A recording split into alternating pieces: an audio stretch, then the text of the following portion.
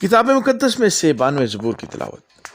کیا ہی بھلا ہے خداوند کا شکر کرنا اور تیرے نام کی مدح سرائی کرنا، اے حق تعالیٰ۔ صبح کو تیری شفقت کا اظہار کرنا اور رات کو تیری وفاداری کا، دستار والے ساز اور بربت پر اور ستار پر گونجتی آواز کے ساتھ، کیونکہ اے خداوند تو نے مجھے اپنے کام سے خوش کیا، میں تیری صنعت کاری کے سبب سے شادیانہ بجاؤں گا۔ اے خداوند تیری صنعتیں کیسی بڑی ہیں، تیرے خیال بہت عمیق ہے۔ حیوان خصلت نہیں جانتا اور احمق اس کو نہیں سمجھتا۔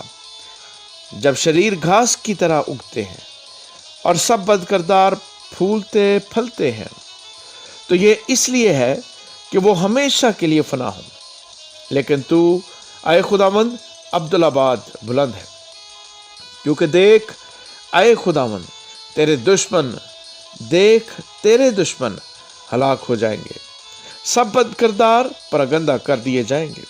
لیکن تو نے میرے سینگ کو جنگلی سانڈ کے سینگ کی مانند بلند کیا ہے، مجھ پر تازہ تیل ملا گیا ہے۔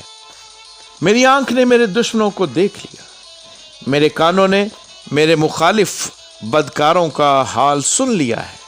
صادق کھجور کے درخت کی مانند سرسبز ہوگا، وہ لبنان کے دیودار کی طرح بڑھے گا جو خداوند کے گھر میں لگائے گئے ہیں۔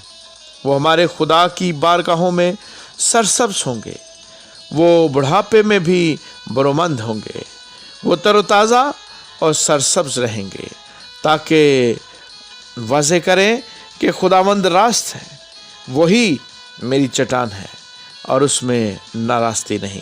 آمین۔